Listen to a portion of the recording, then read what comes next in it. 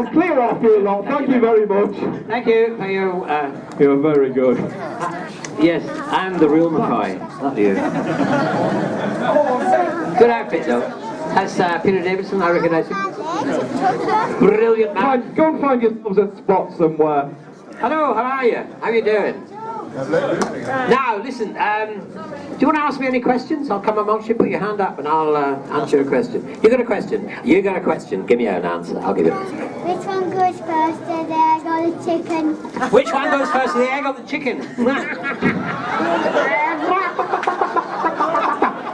I think the chicken first, wouldn't you? That's the best question I've ever heard asked. Where does the egg come from? Anyway, chicken's bottom. But never mind. Next question, hands up. I'm coming around, I'm coming around. If you want to ask a question, don't be shy, you can put your hand up. Who's your favourite character from Still, Jack or Victor? Jack or Victor, both of them. Because they're both bigger than me. Yeah, if I didn't say their name. Which did you prefer, being a Time Lord or a wizard? Both. Anyone down here? Oh, there's a boy. Do you want to ask a question? Or are you just playing with your hair? Okay. Where do do you know where the Daleks live? On Scarrow. They live on Scarrow, the planet Scarrow, which I actually destroyed in remembrance of the Daleks. Do you remember the remembrance of the Daleks? Yeah, we watched it last night. Wow! Well, that's what I see. Scarrow. Anyone else back here want to ask a question? I've come this far. It's more fun going through. Bonjour, monsieur, mesdames, pardon, coming through, move on. Hello there, what's his name from that thing, Star Thumbling? Yeah. What was it like starring in The Hobbit? What was it like starring in The Hobbit? It was absolutely brilliant starring in The Hobbit. I loved it. Never mentioned it. The funny thing was, it was just amazing. And it was that's how I got the part, you know. And how I got Doctor Who was because I wore a hat. So if you want to get a head, get a hat.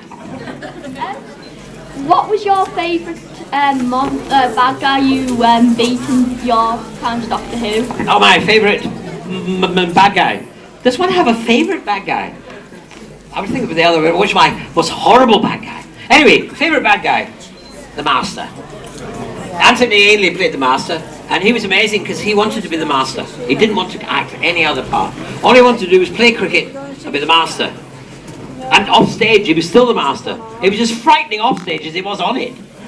And we were filming Survival, and we were out in the deserts of Dorset, a big sandpit in Dorset. It was over 100 degrees Fahrenheit. It was so hot, it was unbelievable. It was like making a spaghetti western.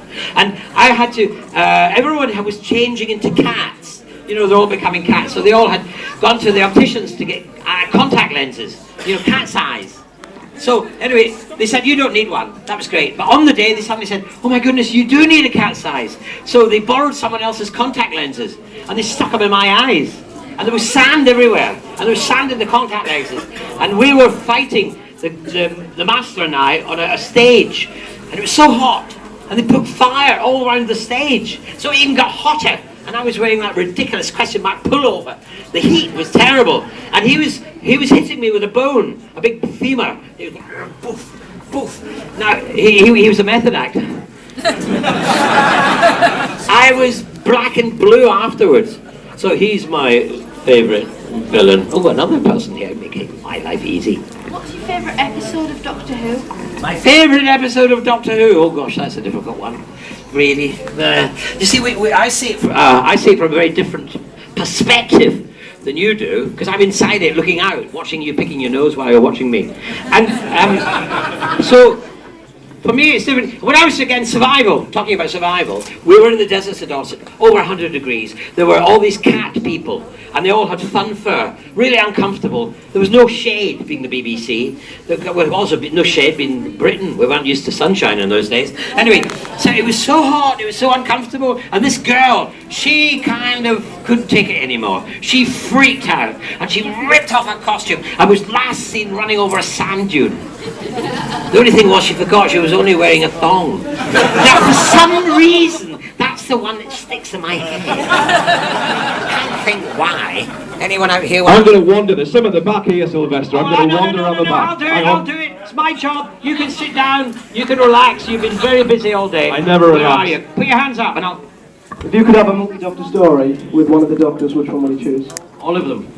I wouldn't choose one. I mean, I've had a kind of a multi-doctor story. Have you seen the Five-ish Doctors reboot? Well, that was, that was great fun. We had such a laugh doing that. Do another one! No, but the thing is, I'll tell you why. It's kind of difficult because, you know, we had Ian McKellen in it, as you know, and to get him, it cost 20 million. That's his fee.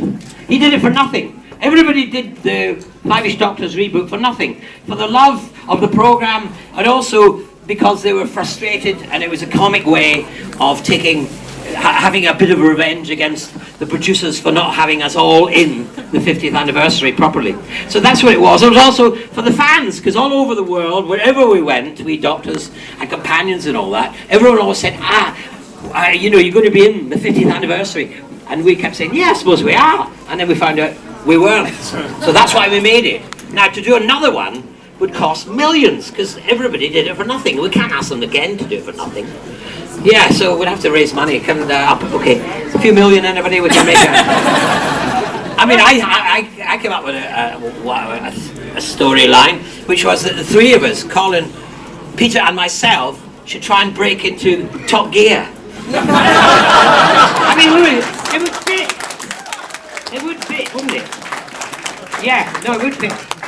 I'll get you on the way back. Right. Hello. Hello. Oops. What do you think of the current doctors so far, Peter Capaldi?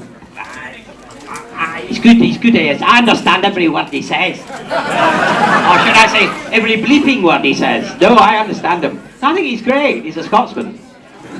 Who was your favourite companion to work with, Ace or Mel's? I'm answering that. That's a horrid question. Anyone along here? Anyone here? Hands up, hands up. Coming through, coming through.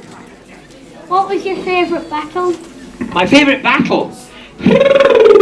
Many a battle I've had. Well, actually, I suppose in The Hobbit, I quite enjoyed the fact that The Hobbit 3, I came flying in on the back of an eagle. That was great fun. And, you know, finished off, you know, the baddies. What else? I suppose Battlefield was a battle. I battled in that. Everyone was a battle, wasn't it? I think the best one really was the ones with the Daleks. Yeah. Pardon? The Remembrance of the Daleks. The Remembrance of the Daleks. Exterminate. Yes. Yeah. No, that was a good one. I enjoyed that because originally, when I arrived at Doctor Who, my very first time, I thought the Doctor, he would not be violent. He would not, you know, because he comes from another planet. He's got brains. He's much more clever than the human race. I mean, I wasn't. I was only acting, but he was. And I remember being surprised when I saw that some of the other doctors had actually used violence to achieve their aims. So I said, no, I'm not going to do that. But one of the writers who wrote for the Remembrance of the Daleks forgot that, and he wrote me in having a bazooka, and I blow up a Dalek, and I said, I don't do that. And then he said, what do we do? And I said, we'll give it to Ace. So that's how Sophie ended up doing all the violent stuff, because people like it, and you have to do it, but I thought philosophically the Doctor is not his brain. I mean, he does get tempted in Battlefield. He battles with himself against violence. You know, if we live like animals, we'll die with animals, I think that's what I said. Someone else wrote it. Anyway, yeah, so I like the fact that at the end of the Dalek one, again they wanted me to blow it up, and I said no. So the writer went away, and as a revenge, he wrote me the longest speech I ever had in Doctor Who, and I had to learn it really quickly. So what I did was I talked a Dalek to death. But being Irish, or part Irish, I mean, you know, Jesus, no, the Irish, they can talk everyone to death, you know. It's a pity they didn't do that rather than blow us up. Never mind, let's go back onto that old thing. If you could have any, like, other role of the Doctor incarnation, who would you pick? Oh. Well, I am the only actor who has played two Doctors. There's a trivial question for you. Yes, I was Doctor Who number 6. I was Doctor Who number 6. That's a bit skinny.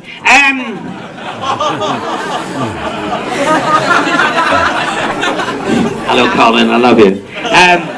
And of course I was Doctor Who number 7. Quite like you, smooth, cool. Anyway, yeah. Who else would I like to be? Well, technically, I was all of them. I am the Doctor. So there, that's the answer to that question. I'm coming through. Beep, beep, beep, beep, beep. Coming down, coming down.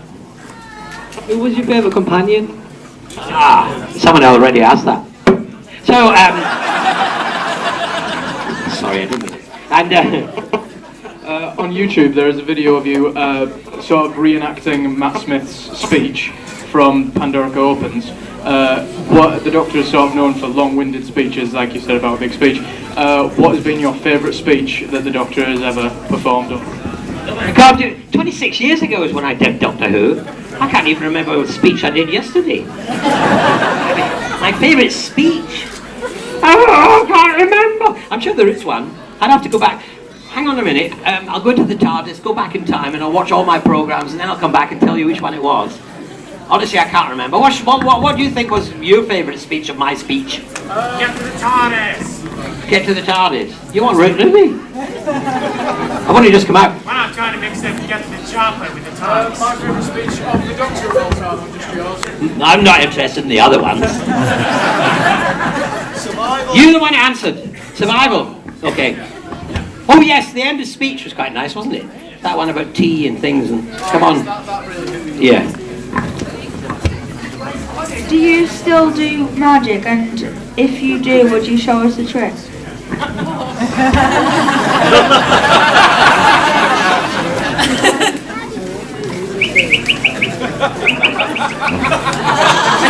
a little bird under there. I'm not going to take it off because it'll fly away. And also it might land on your head and poo on it. And with a question like that, you deserve it.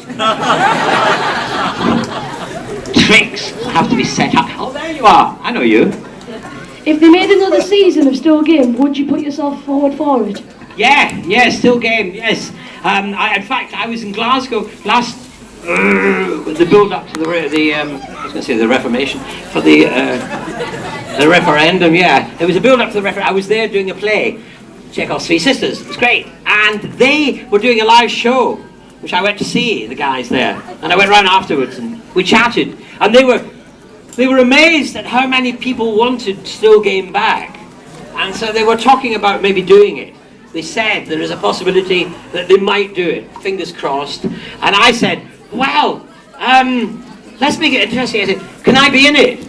I could escape from my kind of flat. And they said, yeah. And I said, what would be good was that maybe you could discover that my character escaped from my flat and went to Australia. And then we could all go out to Australia and film them. Because I was looking for a free holiday from anybody. There's a very elegant young man here. It would be sensible to him. As Sylvester McCoy, you get to travel the world, especially America and things like that. How have you noticed the world kind of growing aware of Doctor Who? How like fandom in terms of like Whovians and things like that? How have you noticed over the last 10 years really since the Revived series kind of came back? Well, yeah, it's astonishing, really. Because when I did it, I used to go to America and I'd say, hello, and they said, who are you? And I'd say, yes, and that was it, really. There was they didn't know who I was. But now I go there, they know who I am. And it's all because of these new doctors, these young, splendid young, oh, they're not here, where are they? Oh, they're over there. Splendid young men there, an old man. Anyway, no, they brought it back. And in America, it's now the biggest, second biggest program. Star Trek is still number 1, but Doctor Who's number 2, and that's amazing. And also, what's wonderful is that all these young people all over the world are going back to look at the old Doctors, the old classic Doctors, the old Who's, the old Doctor Who's. Anyway, they go back to look at them, and they rediscover us, and they like us, and it's just delightful. I must say, it really is delightful. Who's your favourite Doctor from David Tennant to Matt Smith? Oh, they're both taller than me, younger. And if I say the wrong one, they might go boing on my head. No, Matt Smith, David Tennant. Well, David, I know because he did a Big Finish with me. He played a Nazi soldier. This is before he became Doctor Who. Smith I never met until I'll come to you. Matt Smith I didn't meet until we made the Five-ish Doctors reboot. And we were down in the studios. He was recording his last days as Doctor Who, and we were making our thing, and he was in it a bit. And the first time I ever met him, and he came running across the outside of the studios, and he reminded me of an Afghan hound, an Afghan puppy. His tail was wagging, his ears were going up and down, and he put his paws on my shoulders, and he licked my face, and we were great friends. I mean, he was such a lovely bloke. I just thought, so I like him as well, so I like David. I can't answer, that's the answer you get. I hope yours is not too complicated. What actually is the sonic screwdriver, what you used? Well, you see, I didn't have a sonic screwdriver. The reason why I didn't have a sonic screwdriver was the producer thought it was far too easy to give for the writers to get the Doctor out of trouble. So he got rid of the sonic screwdriver, and Colin Baker, this rather thin version of him here, and I, this rather absolutely perfect version of me here, we were the two Doctors who didn't have sonic screwdrivers, except once when I did the film, when I changed from the handsome, wonderful, glorious Sylvester McCoy into the ugly little fella, Paul McGann. When I changed it to him, they gave me a sonic screwdriver. Now, I never had one before. So I was filming, and I had to point it at this box, and the master was in that box, and I had to do bzzz. Anyway, the producer was the only man that knew about sonic screwdrivers. He didn't watch that scene. When they looked at it later, they discovered I'd actually turned the sonic screwdriver round the wrong way. I'd zapped myself. So if you look at that film, that thing, the Sylvester McCoy and Paul McGann film. Anyway, if you look at that, you can see that it's been slightly pixelated, so that you can't see that there was an idiot in charge of the sonic screwdriver. That was me. You've worked with Ian McKellen quite a lot. Does he make you call him sir? No, he doesn't. In fact, he's slightly embarrassed by it, in a way, because I remember he said once, yes, I got an actor. Yes, I got an actor, but I hope it was not for my acting, but for my charity work. He was hoping that it was because of his charity work to help the gay community that he got it for that. So he was slightly embarrassed by it. And then when he got a companion of honor, which is another tough falutin high thing, where he's a companion of honor. There's only two actors got that. That's Judi Dench, and then he got it when we were working together. And he came in and said, "Oh dear boy," he said, "dear boy, I've just become a camp onion of honor." So he was kind of, he's slightly ambivalent about it. I thought when he got it, I don't approve of any of that tomfoolery, but when I thought when he got it all those years back, before I knew him, in a way I was quite pleased, because the gay community were having a hard time, and they were only just being allowed to come out, and suddenly giving it to a well-known gay guy seemed to me like a really good thing, allowing him into the establishment would, so that, for that reason, it was good. But